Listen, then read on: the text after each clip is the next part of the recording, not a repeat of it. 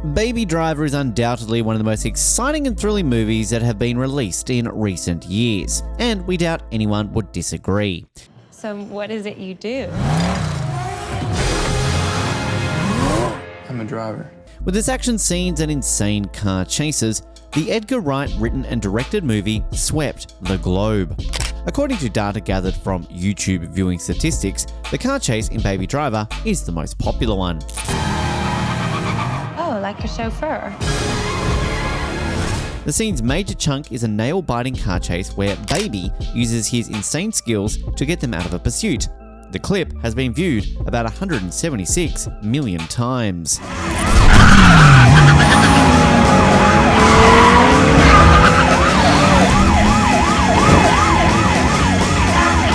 The hit music from the Blues Brothers and William Friedkin's stunning chase to Live and Die in LA are two examples of timeless masterpieces that are surpassed by the film's position as the most watched car chase on YouTube.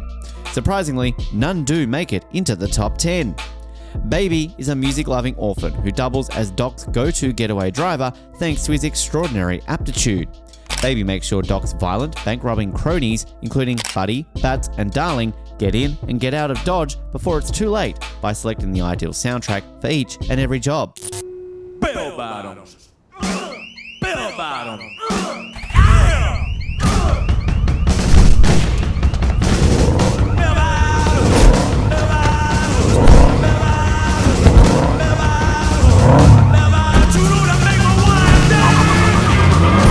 He doesn't intend to stick around, though, and is instead looking to complete one more task before riding out into the distance with stunning diner waitress Deborah. You decided anything yet?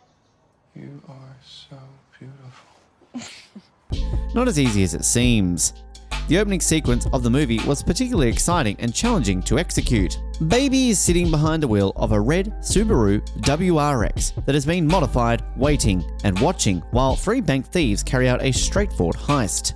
Naturally, the easy job goes wrong, which puts half of Atlanta's police force on the run as they struggle to keep up with Baby's constant improvisation behind the wheel through the city's downtown, below overpasses and over freeways. All of this occurred in reality once more. The lead, also our driver, avoids a group of police cars in the first scene, while engaged in his own earphone reverie. He has the 1994 fuzzed-out rave-pop Bell Bottoms by the John Spencer Blues Explosion playing on his iPod, and the music in his head is also playing in ours. The young man has style, but it's clear that he's a little off. Staying in his head is probably not a good choice. But what harm could it do to hang around for a while and check out his other playlists? What does he do after that? And to whom and why does he answer? Possibly there is a girl as well. In a recent interview, Wright said, "You go through about 20 city blocks, then the freeway, and then back into the city again. Clearing all those places is a Herculean task." The dynamic opening of Edgar Wright's Baby Driver with Bell Bottoms by the John Spencer Blues Explosion playing on the soundtrack had a lot of tasks to complete. It had to introduce the characters quickly, set up the setting of a bank heist and the ensuing car chase, and inform the audience of what to expect.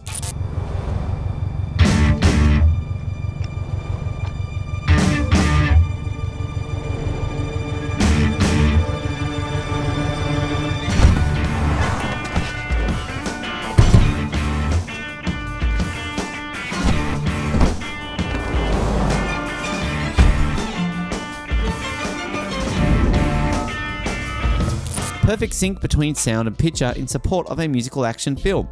Its Oscar nominations for film editing, and sound mixing are evidence that it did it so successfully. At the moment the Sony logo appears, the sound design begins. Since Getaway driver Baby, played by Ansel Elgort, has tinnitus, the ping was re-pitched so that it transforms into a constant tinnitus tone. And we pitched that so that the tinnitus is in the same key as the strings of composer Stephen Price, Julian Slater, the supervising sound editor, designer, and re-recording mixer. The opening notes of Bell Bottoms may be heard emerging from the strings as you watch a close-up of the car's wheel.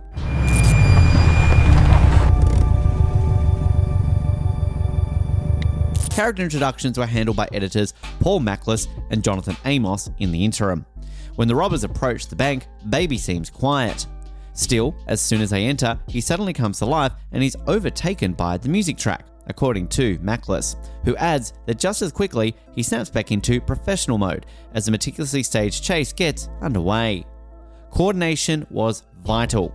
Only 9 to 10 bars of music could be played during the sequence in which Elgort's baby passes 2 other red vehicles and then changes positions beneath a bridge to elude a pursuing helicopter.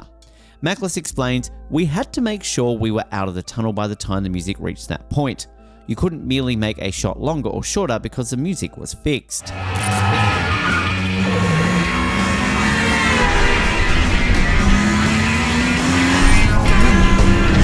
There's a shot in the trailer. We call it a 180 in, 180 out, where baby comes down an alley and drifts around trucks, and we did it in a practical location, said Prescott to Inverse. On one side was the Georgia State Bar building, and on the other side stood another building. It's stressful because we could face serious problems if the stunt driver loses it and stacks it into the building. A different film would use green screen technology and afterwards add the buildings. The opening scene stands out because of how, shall we say, accurately the chase depicts the streets of Atlanta. Although there are a few jumps here and there, the path that the chase takes could be practical. Baby begins to rock out to the John Spencer Blues explosions, bell bottoms, and the Candler building, and the cops follow closely behind as they wind through downtown Atlanta's streets.